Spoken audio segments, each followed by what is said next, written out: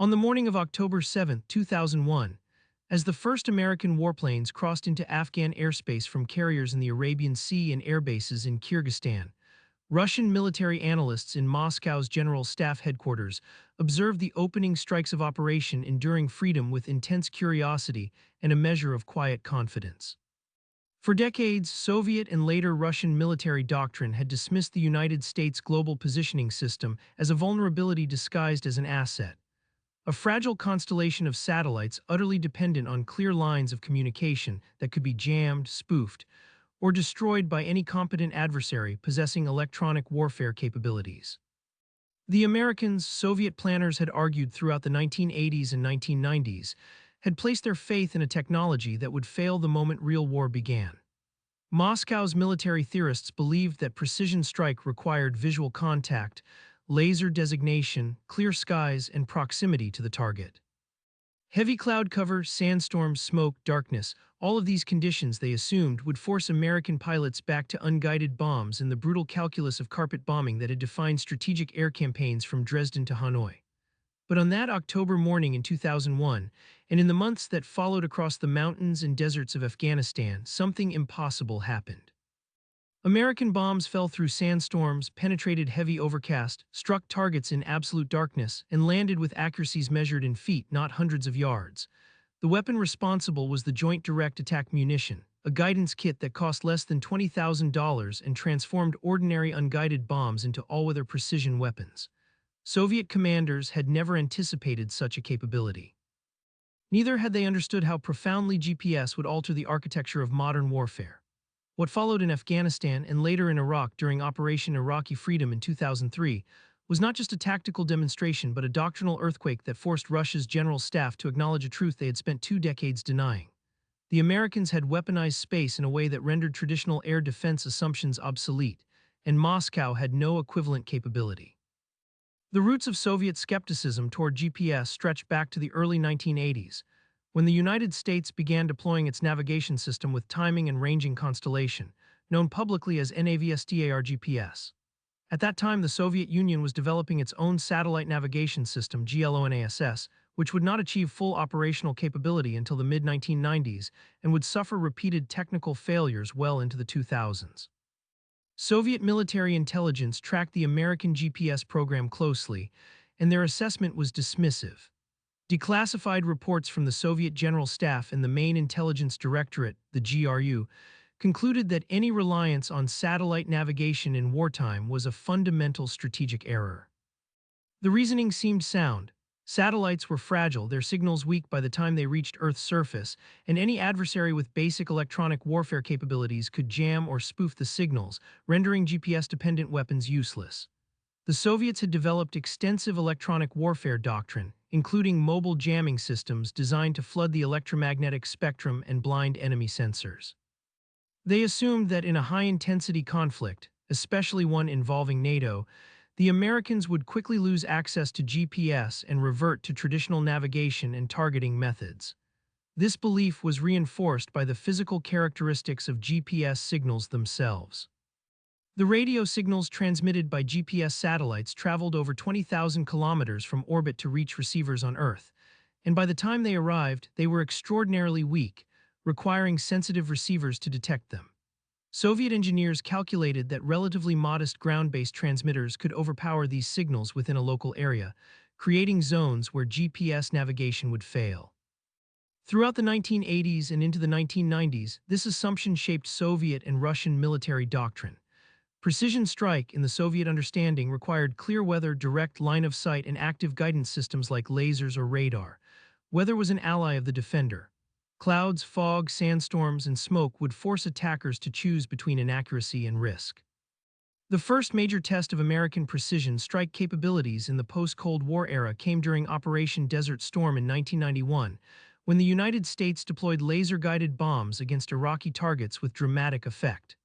The Soviet military observed these strikes closely, and while they acknowledged the effectiveness of laser guidance, they also noted its limitations.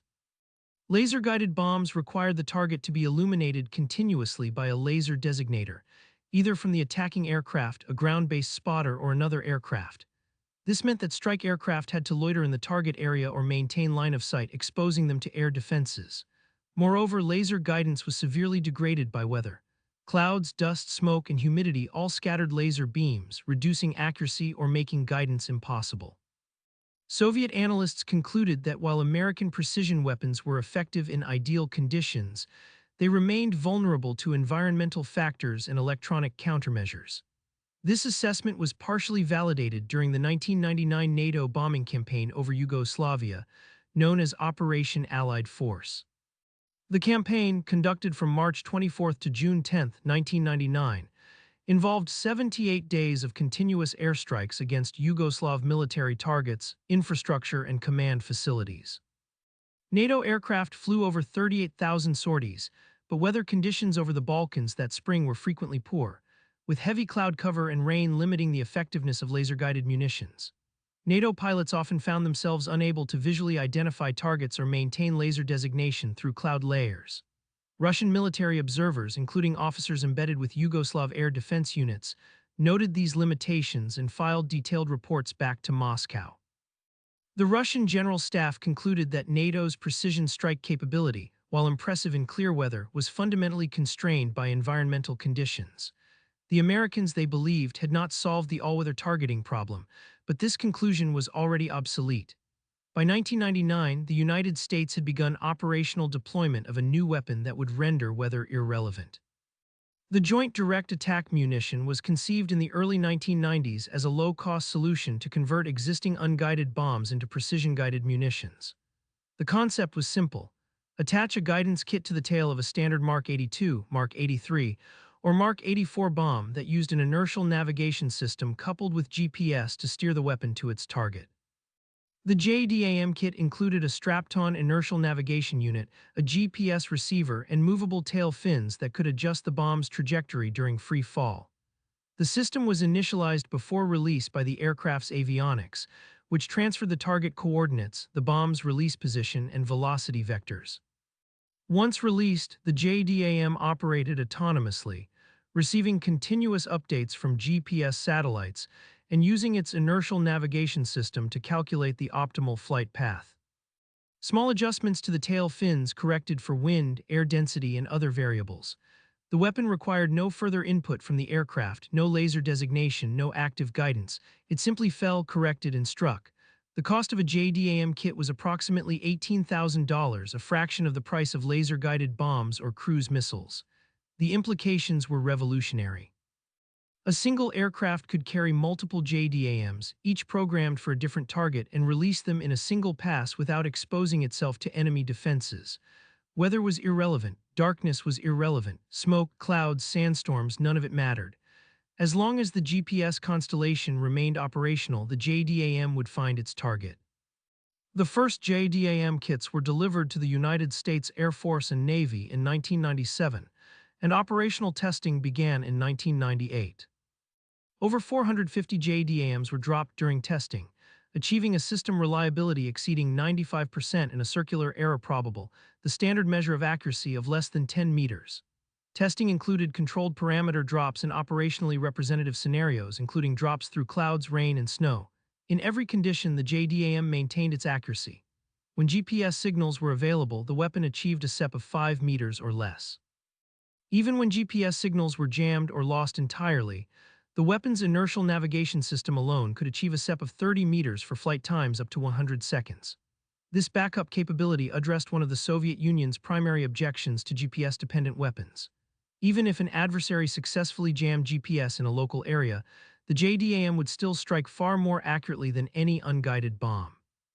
But the Soviets and later the Russians had no way to know this. JDAM development and testing occurred in the late 1990s, a period when Russian military intelligence capabilities were severely degraded following the collapse of the Soviet Union and the economic chaos that followed. Russian analysts simply did not have comprehensive data on JDAM performance, and they continued to assume that GPS-guided weapons would fail under jamming or adverse conditions. That assumption would be shattered in Afghanistan.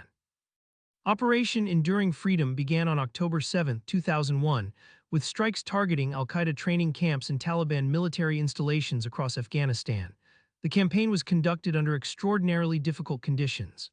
Afghanistan's terrain was mountainous, its infrastructure minimal, and its weather unpredictable. Sandstorms were common, especially in the southern deserts. Cloud cover frequently obscured valleys and mountain passes. Many targets were in remote areas with no nearby infrastructure for laser designation or forward air controllers. Traditional laser-guided bombs would have been difficult or impossible to employ in many scenarios. Instead, American planners relied heavily on JDAM. During the first weeks of the campaign, JDAM became the weapon of choice for strikes against fixed targets. B-52 bombers, each capable of carrying dozens of JDAMs, flew missions from Diego Garcia in the Indian Ocean, a round trip of more than 25 hours. B-1B Lancers and B-2 Spirit stealth bombers flew from bases in Missouri and Diego Garcia, while Navy FA-18 Hornets launched from carriers in the Arabian Sea. All of them carried JDAMs. The weapon's performance exceeded expectations. Targets were struck with precision regardless of weather, time of day, or visibility. Taliban command posts, ammunition depots, vehicle convoys, and fortified positions were destroyed with accuracies that would have been unthinkable a decade earlier. Russian military observers, including intelligence officers stationed in neighboring Tajikistan and Uzbekistan, monitored the campaign closely and filed reports to Moscow. The tone of these reports shifted from skepticism to alarm as the scale of American precision strike capability became apparent. One incident in particular demonstrated both the power and the risks of JDAM employment.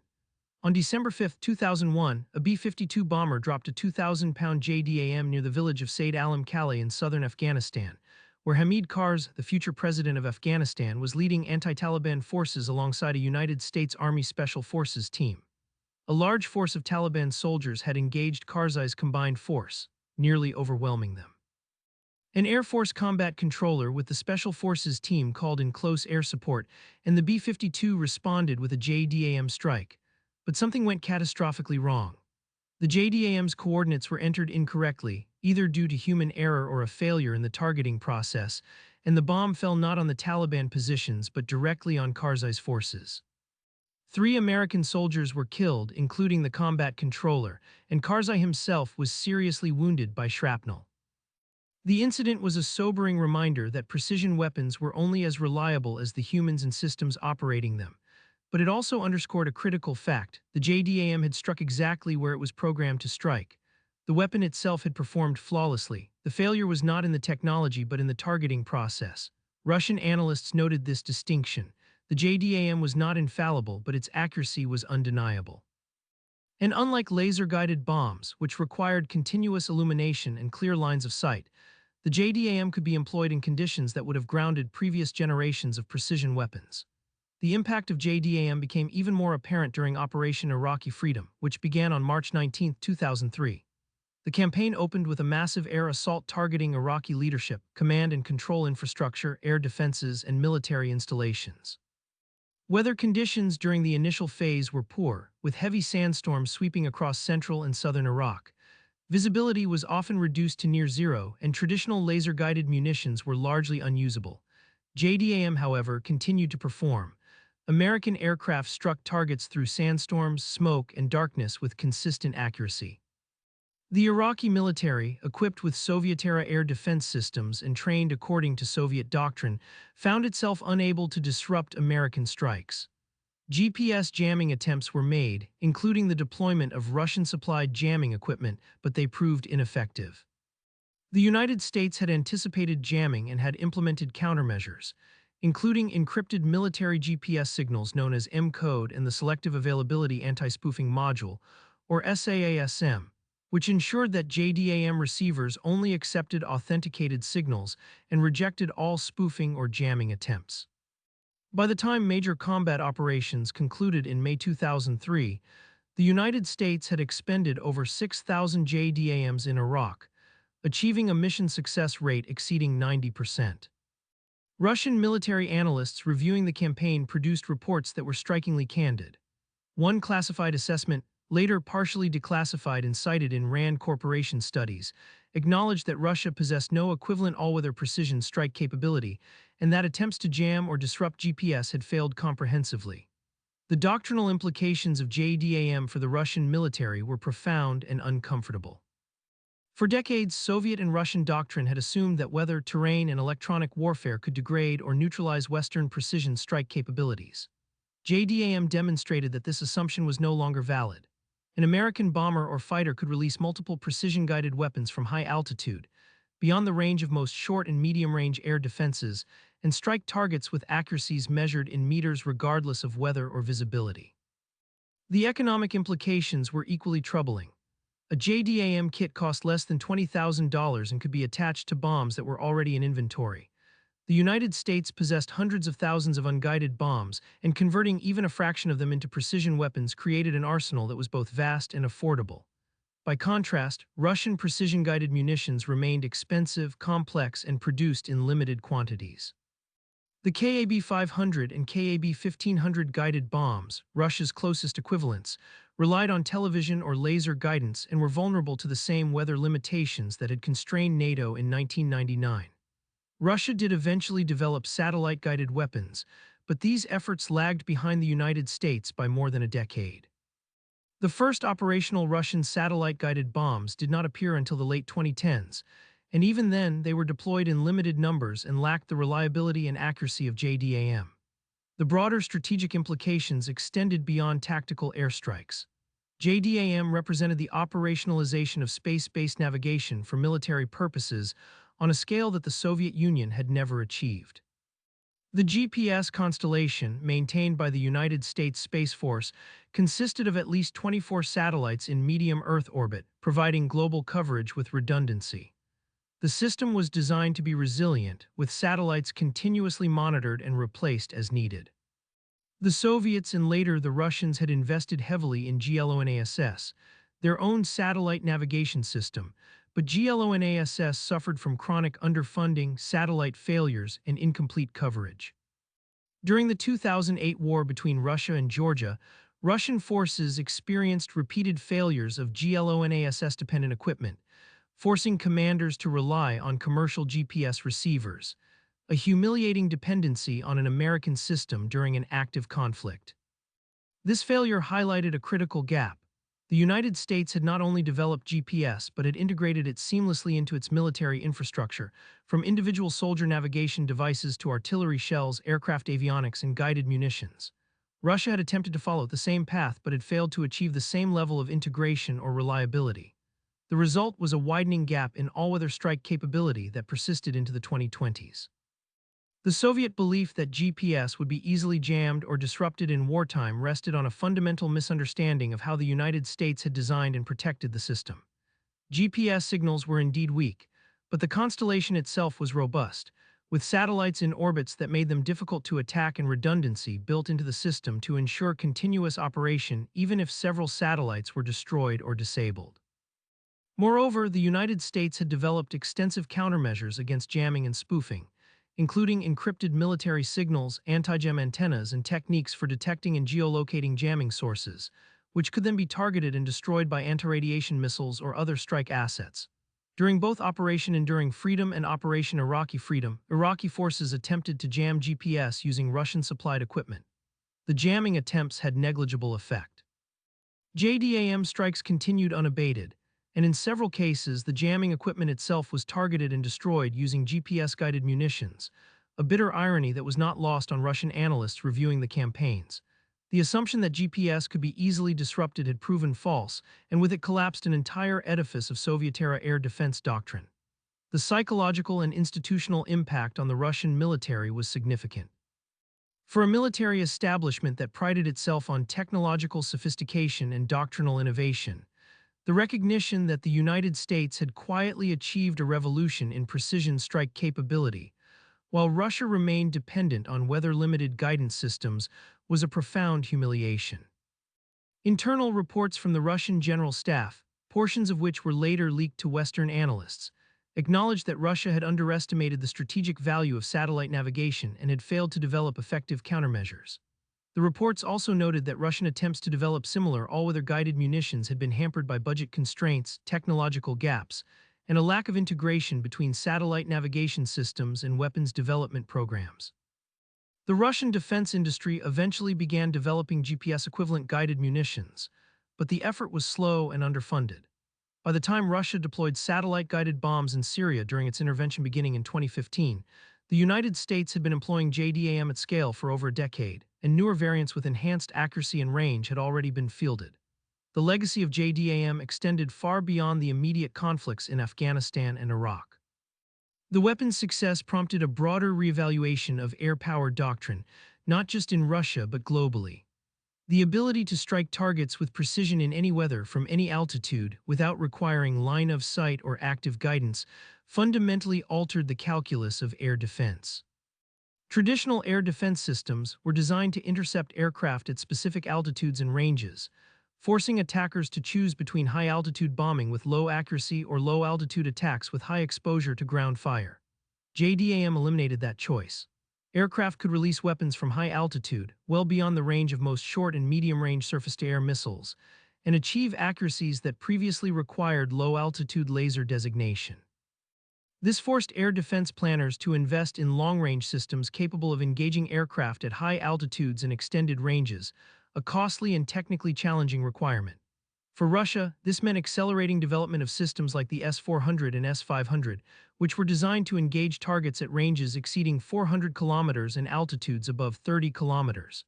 But even these systems faced limitations. An aircraft releasing JDAMs from 40,000 feet and 50 kilometers away presented a difficult target, especially if supported by electronic warfare and stealth technology. The combination of GPS-guided munitions, stealth aircraft, and advanced electronic warfare created a layered challenge that proved extraordinarily difficult to counter. The doctrinal shift also influenced how Russia approached its own military operations. During the intervention in Syria, Russian forces employed both unguided bombs and a limited number of precision-guided munitions, but the majority of Russian strikes relied on unguided ordnance delivered from medium altitude, resulting in significantly higher collateral damage and lower accuracy compared to American strikes using JDAM. Western analysts and human rights organizations documented numerous instances of Russian bombs missing their intended targets by hundreds of meters, striking civilian areas and infrastructure. Russian military officials defended these operations by arguing that their targets were often in urban areas where precision was difficult, but the underlying reality was clear. Russia lacked the all-weather precision strike capability that the United States had demonstrated in Afghanistan and Iraq. This gap persisted even as Russia invested in modernizing its military.